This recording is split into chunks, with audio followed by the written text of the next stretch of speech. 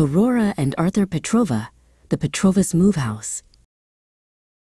The sun rises reluctantly on a Wednesday morn in a Romford flat where the carpets are worn. Flat 74 is dark, cramped and small, with cacophonous echoes against every wall. Petar adjusts his blue glasses and sighs, while Maria watches with orange-rimmed eyes. "Zdravi," he murmurs, his voice soft and low. "Today is the day that we finally go." Aurora, nearly 10, looks out at the street where the TFL buses and loud lorries meet. She loves the red giants that rumble and roar. The school gates of Harrow Lodge, right by the door. "I don't want to leave," she cries with a frown. "Why must we leave this magnificent town?" Her pink glasses fog as she starts to complain, watching the droplets of soft London rain. "The roads are too loud," Petar explains with a shrug, as he rolls up a threadbare and dusty old rug. "The bins by your window are an abysmal sight, and this tiny dwelling lacks sufficient light." He packs up an ornament, ceramic and old, a Balkan treasure with patterns of gold. The flat is an eyesore, a place of past strife. They need a new setting for a much better life. Maria wears orange, her sleeves long and tight, to keep her old scars tucked away from the light. A childhood accident, boiling and hot, has left permanent marks on a delicate spot. "Don't worry, my loquacious daughter," she says. "We're ending these dark and erratic old days." She hugs Arthur close, his green glasses bright, promising a house that is spacious and white. Outside sits the van, a Ford Transit in white, a manual workhorse, a functional sight. Petar and Arthur begin the great chore, dragging the heavy bags out through the door. "Collaborate, son?" Petar says with a grin, as they heave the first heavy wardrobe within. The year is 2006 on the plate, a sturdy companion to meet their new fate. "The bins are so smelly," says Arthur with glee. "I'm glad that they won't be the last thing I see. They exacerbate smells, and they mar the fresh air. I'm happy to leave them, I really don't care." But Aurora is silent. Her heart feels the dread of leaving the London she loves for her bed. To her, Great Badow feels light years away, a hostile transition for a Wednesday in May. London house prices have soared to the sky, a dilemma that money simply can't buy. "Chelmsford was surely our very last resort," Petar admits as he checks the report. "But we need more room and a garden that's green, a place where the sky can be clearly seen." "The prices are appalling," Maria agrees. "We're moving to Essex to live at our ease." They look at their neighbors, a diverse array, who've lived in Romford for many a day. Havering is vibrant, a mix of all creeds, a garden of people with different needs. "Will Essex be different?" Aurora inquires, as she watches the smoke from the distant town fires. "Change can be daunting," her mother replies, "but look for the beauty with your own two eyes."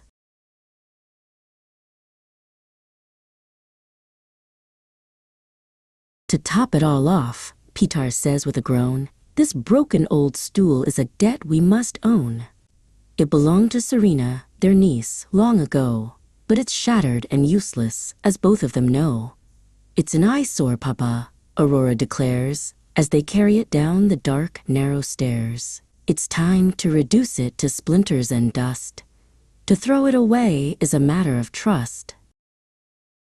They drive to the tip, the recycling spot, where items are sorted, whether useful or not. Arthur helps Maria to heave it away, into the skip where the old ruins stay. "It's gone," Arthur shouts with a skip and a jump, "into the belly of the Great Badow dump." They proceed with their journey, the van heavy laden, seeking the peace of their new Essex haven. The journey is long, and the traffic is dire. Petar's old muscles begin now to tire. "I'm reluctant to leave," Aurora repeats, missing the noise of the Romford high streets. "We're on borrowed time," Petar says with a sigh, as the grey London suburbs go flickering by. The itinerary says we must be there by 4, or we'll never get through the new garden door. The traffic is erratic, a stop-and-start flow. The Ford Transit engine is noisy and slow. We're late, Maria cries, and the science club starts. Missing it now will break both of their hearts. At Tower's infant school, the experiments wait, but the Petrovas find they are trapped by their fate.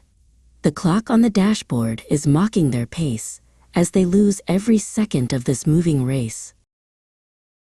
"I've missed it," cries Aurora. "My science and fun. The day is a failure. It's already done." She is inconsolable. Tears start to fall. She doesn't want Chelmsford or Essex at all. To add insult to injury, Arthur complains, "I'm hungry and tired, and my legs have the pains."